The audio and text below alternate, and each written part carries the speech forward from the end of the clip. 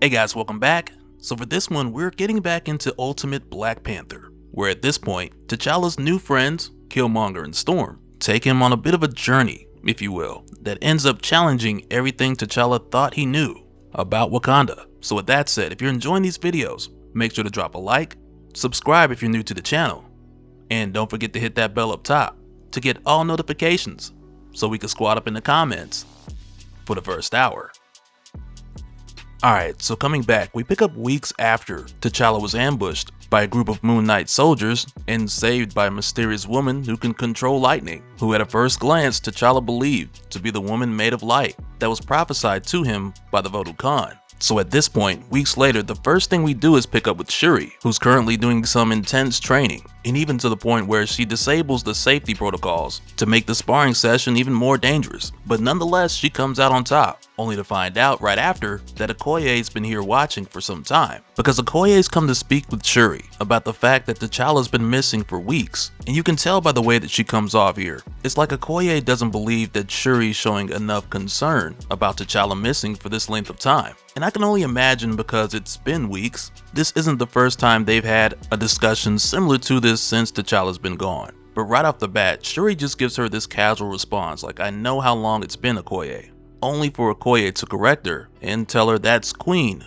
Okoye. But the thing is, it's not that Shuri doesn't care about her brother, but it's more so the case of her trusting him and having faith that her brother knows what he's doing out there. While on the other hand for Okoye, she expresses it like it's more so about her concern for her husband, Wakanda's king, which it may very well be in her case. But at the same time, it also comes off as if she's nervous and anxious because she doesn't know exactly where he is or what's going on.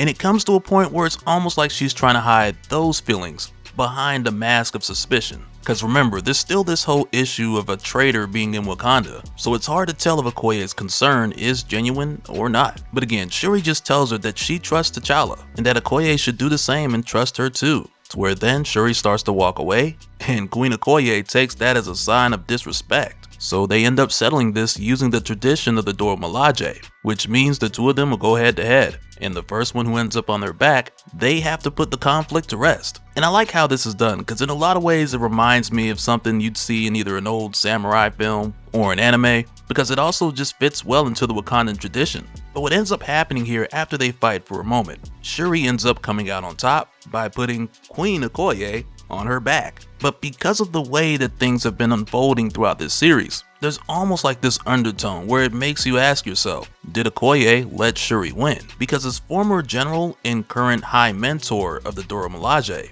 I find it hard to believe that she could go down this easily. And because we know that she's very intelligent when it comes to war and strategy, these underlying attributes just make it hard to believe Okoye in these moments where she comes off as vulnerable. But nonetheless, with this dispute going in the favor of Shuri, Okoye says, "Just tell me, is he on the right path?" So Shuri responds saying he believes he is. Which from here, this takes us over to T'Challa, who's currently hunting with Killmonger. And it's kinda crazy seeing the two of these guys get to know each other. Cause on one hand, in this universe, Killmonger, he knows who T'Challa is. But right here where it's just the two of them, Killmonger's taking out the time to have a one-on-one talk with T'Challa, so he can figure out whether or not he can trust him. And there's the case of T'Challa getting to know him as well, so he can learn why Killmonger and this mysterious woman are out here doing what they're doing. And I like how we're introduced to the conversation between the two of these guys, because with just a few words exchanged, we're shown a lot. Cause right after Killmonger kills their next meal, he tells T'Challa there's no servants out here. Here we hunt for our own meals, and we take nothing for granted. To where after that, Killmonger closes the eyes on his kill. So T'Challa tells him, "I am no stranger to the land, Killmonger," cause T'Challa's capable of surviving in the wild himself. But in response, Killmonger tells him, "Good," and he hands T'Challa his knife while telling him to cut out the meat for the two of them and leave the carcass rough. So if anyone else finds the remains, they'll believe that it was killed by a natural predator. Which right there just goes to show the attention to detail that Killmonger has to have out here, because as a freedom fighter, right now it's just him and Storm. And I imagine in most instances, they're constantly looking over their shoulder. But after this, as they prepare their meal, Killmonger tells T'Challa that his kingdom must miss him. So T'Challa lets him know to protect his kingdom, he has to be here, where Wakanda's enemies make their war. And Killmonger can't help but to notice the pride in T'Challa's tone when he says Wakanda. which for T'Challa, he's not sure why that's such a surprise, since at this point, Killmonger already told him that he's from Wakanda. But as it turns out, Killmonger considers himself to be more of a prodigal son, and he has very little interest in changing that, because back in Wakanda, he got tired of sleeping in paradise, while people who looked like him suffered in the world beyond it, where on top of that, he was told to be proud of doing so. So T'Challa tells him the Black Panther protects the innocent. And it's right here where, in response, Killmonger gives T'Challa the opportunity to more or less prove himself to be a protector outside of Wakanda. Because he tells him, let's turn our minds from the innocent to the guilty. Tonight, Ororo and I want to show you what our enemies truly seek.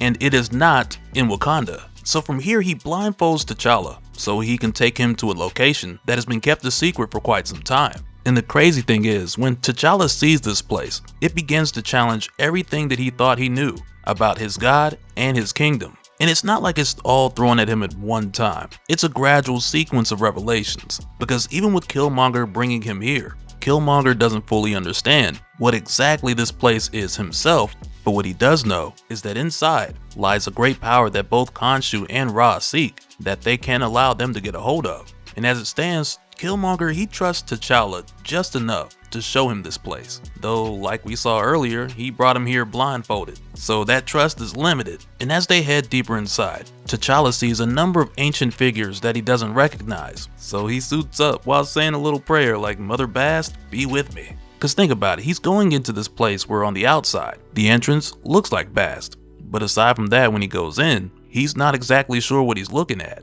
And there's a moment here where before they head any further, Killmonger asks T'Challa why he's wearing his armor now, as if he's expecting a fight.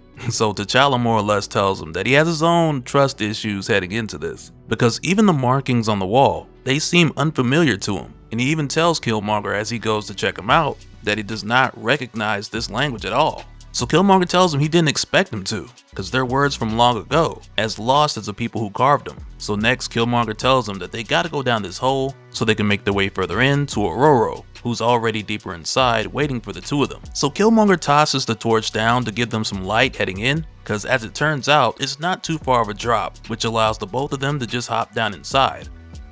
And it's kind of funny when they do, because to me, this still looks like a significant drop. And I can't help but to think, like, had I been there, I'd have to tell Killmonger, like, man, I don't know how your knees and ankles are set up, but if I try to make this jump, all you gonna hear is a snap, crackle, and pop, followed by tears of agony and regret. But nonetheless, these guys jump down like it's nothing. And the first thing T'Challa notices, now that they made their way deeper inside, is that there's a ton of vibranium down here. So for a moment here, T'Challa's like, okay, this is what they're after. Moon Knight seeks to find vibranium, only for Killmonger to tell him that there's more to it. But before they go any further, T'Challa's suit starts acting up. So Killmonger tells him, it's because in here you are not its master. Let it rest. You will not need it. Which now this more or less puts T'Challa in the position where he has to trust these guys. Because again, he really doesn't know Killmonger and Ororo that well. Not at this point. So next, they make their way to another hole in the ground. And Killmonger tells them that this one's too deep for them to just jump in. So he lets T'Challa know that Storm's gonna help them with that. So he pulls one of the vibranium crystals from out of the wall and he drops it down into the hole as a way of letting Storm know that they're there. So the next thing we see is her pick it up, followed by a huge gust of wind rising up from the bottom, allowing both Killmonger and T'Challa to jump inside, while Ororo guides them down safely. And as soon as they make their way to her, T'Challa tells her, commanding winds, nice skill to have. To where then Ororo tells him, a connection isn't a skill, it's a responsibility. And I'm just like, dang girl, relax, he's just trying to make conversation. But also with her seeing that Killmonger actually brought T'Challa here, this lets her know that Killmonger trusts T'Challa enough for them to share with him what they've discovered. So from here they head further in, and Storm tells T'Challa, son of Wakanda, time to unlearn what you think you know, while also telling him to prepare his mind. Because this place, the people who built it, it's a culture older than Wakanda. Which right away, this has T'Challa like, that's impossible. So Storm's like, oh, so the king's a master of possibility now. Perhaps this room will make a king humble. And as they make their way into this huge room down here, Killmonger tells T'Challa that they're ahead of Khonshu and Ra. They do not know this place, only the possibility of its power. And as they make their way in, there's images all over the walls of these ancient figures worshipping some sort of orb, and it only causes T'Challa to have even more questions, because now he's asking Killmonger, what power are you talking about? So from here they head inside, where they see this huge glowing orb surrounded by skeletons, and it just has T'Challa like mother bast. And Storm tells him, no, son of Wakanda, I don't know what is here, but I know your God is not, and what is here cannot fall into the hands of our enemies.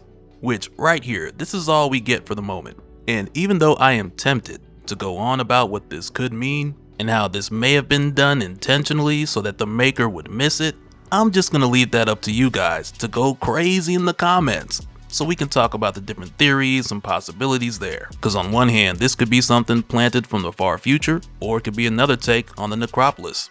But either way, I'm curious to hear what you guys think down in the comments before we head forward. And so now real quick, I want to give a special shout out to all the patrons. Thank you guys for all of your support. And for anyone who's new here, who wants more information on how to support the channel, I got a link below where you can go to patreon.com/dopespill.